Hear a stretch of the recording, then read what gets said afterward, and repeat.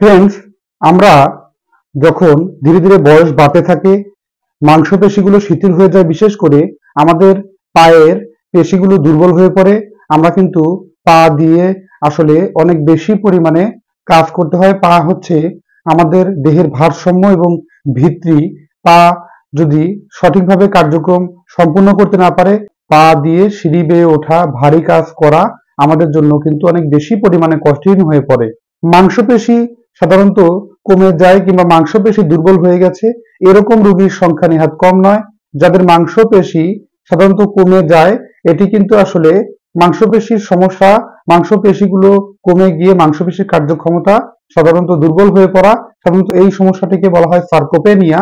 এটি সাধারণত যারা 40 ঊর্ধ্ব বয়স আছে তাদের কিন্তু এই সমস্যাটি খুব বেশি পরিমাণে গ্রো করে।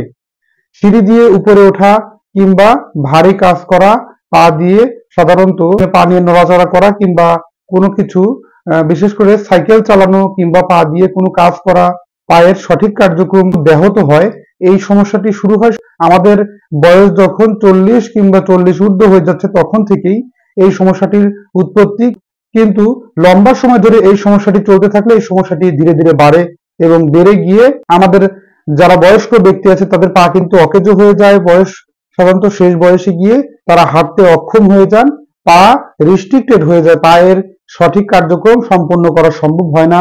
পা সাধারণত নাড়াচাড়া করতে অক্ষম, হাঁটা চলাফেরা করতে অক্ষম হয়ে যান। আজকে বুঝতেই পারছেন কোন বিষয় নিয়ে আলোচনা, তাই না কেটে সেই ম্যাজিক বিষয়টি দেখুন। পায়ের এ ধরনের জটিল ও কঠিন সমস্যা মাত্র 1 থেকে 2 মাসের ভিতরে সম্পূর্ণ ন্যাচারাল পদ্ধতিতে মুক্তি পেতে সঠিক নিয়ম কানুন শিখিয়ে দেবো আজকে। ম্যাজিক সেই নিয়ম কানুনগুলো, সেই ব্যায়ামগুলো জেনে নেবেন এবং বিশেষ বিশেষ সেই নিয়ম কানুনগুলো মেনে আপনারা একদম স্থায়ীভাবে সফল এবং স্থায়ীভাবে আপনারা সুস্থ হতে পারেন। আজকে দেখিয়ে দেব যে কিছু বিশেষ ম্যাজিক টিপস এবং কিছু ব্যায়াম, এর পাশাপাশি কিছু খাদ্যাভ্যাস যেগুলো আমাদের মাংসপেশিকে অত্যন্ত সবল, সুস্থ, স্বাভাবিক এবং সঠিক পরিমাণে এর নিয়ম কানুনগুলো জেনে মেনে চললেই কিন্তু দিব্যি মাত্র 1 মাসের ভিতরে আপনি আপনার পরিবর্তনগুলো লক্ষ্য করতে পারেন। বিশেষ করে 40 ঊর্ধ্ব বয়সে যাদের মাংসপেশি পায়ের, বিশেষ করে হাঁটতে, সিঁড়িতে উঠতে, ব্যায়াম করতে, চলাফেরা করতে, দৌড়াতে কিংবা কোনো কাজ করতে ব্যাহত হয়ে যায়, তাদের কিন্তু অতি দ্রুত সুস্থ এবং স্বাভাবিক অবস্থায় ফিরতে এর কোনো বিকল্প নেই। তাই সঠিক নিয়মটি না কেটে দেখুন এবং সম্পূর্ণ ভিডিওতে আছে বিশেষ কিছু সারপ্রাইজ। বন্ধুরা, যারা প্রতিনিয়ত মুঠি মুঠি ঔষধ খাচ্ছেন, আজকের ভিডিওটি কিন্তু তাদের জন্যই। তাই চলুন মূল আলোচনাটি শুরু করব। যারা এখনো পর্যন্ত সময়ের স্বাস্থ্য কথা চ্যানেলের নতুন সদস্য আছেন, অবশ্যই সাবস্ক্রাইব করে পাশে থাকা বেল আইকনে ক্লিক করে নিতে আপডেট নেবেন। চলুন মূল আলোচনাটি শুরু করা যাক। পায়ের মাংসপেশি দুর্বল হয় তখনই বুঝতে পারি আমরা, যখন আমাদের অনেক বেশি সময় দেরি হয়ে যায়। তবে হালকা হালকা সমস্যা শুরু হওয়ার পর থেকেই আমরা যদি সতর্ক হই, এর সঠিক নিয়ম কানুনগুলো মেনে চলা শুরু করি, ধীরে ধীরে কিন্তু বড় ধরনের ক্ষতির হাত থেকে আমরা রক্ষা পেতে পারি। সাধারণত লম্বা সময় ধরে যদি পায়ের মাংসপেশি দুর্বল হতে থাকে, আমরা যদি সঠিক ব্যবস্থাপত্র না নিই, সঠিক যদি নিয়ম কানুনগুলো ফলো না করি, তাহলে কিন্তু আমরা অনেক বেশি পরিমাণে অসুস্থ হয়ে যাওয়ার ঝুঁকি আছে। তাই আজকে গুরুত্বপূর্ণ কিছু ব্যায়াম আপনাদের সামনে তুলে ধরবো, যে বিশেষ বিশেষ ব্যায়াম পদ্ধতিগুলো ফলো করলেই কিন্তু আপনারা দিব্যি ভালো থাকতে পারবেন এবং স্থায়ীভাবে অতি দ্রুত সুস্থ স্বাভাবিক জীবনে ফিরতে পারেন। তাই সামান্য কিছু লক্ষণ দেখার পরবর্তীতেই আপনারা বাসায় এই ধরনের ব্যায়ামগুলো অভ্যাস করতে পারেন। বিশেষ করে যারা 40 এবং 40 ঊর্ধ্ব বয়স হয়েছে, তারা এ ধরনের ব্যায়াম করলে খুব ভালো ফলাফল পাওয়া যায়। প্রথমেই 1 নম্বর ব্যায়ামটি হচ্ছে, আপনি অবশ্যই আপনার বাসার একটি দেওয়ালের সামনে দাঁড়াবেন এবং ধীরে ধীরে আপনি আপনার পায়ের গোড়ালি উঁচু করে উঠানোর চেষ্টা করবেন এবং দেওয়ালে আপনি আপনার হাত স্পর্শ করে আপনার পা ওঠানোর চেষ্টা করবেন। এজন্য আপনি অবশ্যই আপনার হাত ব্যবহার করবেন না, হাতের পেশিগুলোকে কাজে লাগানোর চেষ্টা করবেন না। এরকম ভাবে 5 থেকে 10 বার করুন। একটু সময় নিয়ে কাজটি ধাপে ধাপে সম্পন্ন করার চেষ্টা করুন। দ্বিতীয় নাম্বারটি হচ্ছে, আপনি চেয়ারে বসুন, বসে আপনি হাতের সাপোর্ট ছাড়া উপরে ওঠার চেষ্টা করুন, আবার বসার চেষ্টা করে আবার পরবর্তীতে ওঠার চেষ্টা করুন। তৃতীয় নাম্বারটি হচ্ছে, আপনি মাথা এবং কোমর সমানভাবে একটি পাতলা মাদুরের উপরে লম্বালম্বিভাবে শুয়ে পড়ুন। একটি পাকে প্রথমে আপনি সরাসরি উপরের দিকে ওঠানোর চেষ্টা করুন সোজাভাবে এবং দ্বিতীয় পাটি পরবর্তীতে 1 পা নামিয়ে আপনি আবারও ওঠানোর চেষ্টা করুন। আমি স্ক্রিনে দেখাচ্ছি, এই ব্যায়ামটি আপনারা করতে পারেন এবং এটি করলে আপনার কিন্তু পায়ের পেশিগুলো অনেক বেশি পরিমাণ শক্তিশালী হবে, পায়ের পেশিতে শক্তি ফিরে আসবে, পায়ের পেশি সজীব হবে, ধীরে ধীরে আপনার পায়ের বল স্বাভাবিক অবস্থায় ফিরতে সাহায্য করবে। এই ব্যায়ামটি কিন্তু খুবই ভালো কাজ দেয়। এই ব্যায়ামটি প্রতিদিন সকালে আপনি ঘুম থেকে উঠেই করতে পারেন।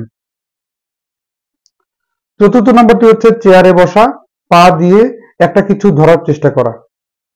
প্রথমে আপনি চেয়ারে বসবেন, বসার পরে পা দিয়ে কোনো কাপড় কিংবা কোনো কিছু ধরার চেষ্টা করুন, পায়ের আঙ্গুল দিয়ে ধরে সেটি টেনে নিয়ে আবার সামনে রেখে আবার পরবর্তীতে এই কাজটি একইভাবে করার চেষ্টা করুন। চতুর্থ নম্বর যে বিশেষ ব্যায়ামটি সেটি হচ্ছে অ্যাঙ্কেল রোটেশন। এটি আপনি সাধারণত পায়ের গোড়ালিকে সোজাভাবে রেখে পায়ের পাতাগুলো, বিশেষ করে পায়ের আঙ্গুলিগুলো আপনি সুন্দরভাবে ক্লকওয়াইজ অথবা অ্যান্টি ক্লকওয়াইজ ঘোরানোর চেষ্টা করুন। পাটি সুন্দরভাবে ঘোরাবেন এবং পায়ের যে গোড়ালি আছে এটি ঘোরানো চলবে না, এটি সমানভাবে রেখে পায়ের আঙ্গুলগুলো সুন্দরভাবে ঘোরানোর চেষ্টা করুন। এটি ঘোরালে ধীরে ধীরে আপনার পায়ের ফ্লেক্সিবিলিটি বাড়বে। পায়ের ফ্লেক্সিবিলিটি বাড়লে পা কিন্তু পায়ের পেশিগুলো শক্তি ফিরে আসবে এবং পার সঠিক কার্যক্রম সম্পন্ন হবে। এখন বলবো কিছু বিশেষ খাবারের কথা, যে সমস্ত খাবারগুলো খেলে আমাদের পায়ের সমস্যাটি থেকে আপনি দিব্যি অতি দ্রুত সুস্থ হতে পারেন। সেটি কি কি? সেটি হচ্ছে পায়ের সঠিক কিছু খাবার দাবার খাওয়া দরকার। পেশিকে শক্ত মজবুত করতে চাইলে ক্যালসিয়াম রিচ ফুড এবং কিছু খাবার গ্রহণ করা দরকার। বিশেষ করে যারা বয়স বেড়ে গেছে তারা সামুদ্রিক মাছের তেল অথবা সামুদ্রিক মাছ খাদ্য হিসেবে গ্রহণ করা অনেক বেশি পরিমাণ জরুরি। যদি তা সম্ভব না হয় তাহলে আপনাকে অবশ্যই প্রতিদিনের খাদ্য তালিকায় আপনি অবশ্যই মাছ সামান্য কিছু পরিমাণ হলেও রাখতে হবে যারা 40 এবং 40 ঊর্ধ্ব বয়স।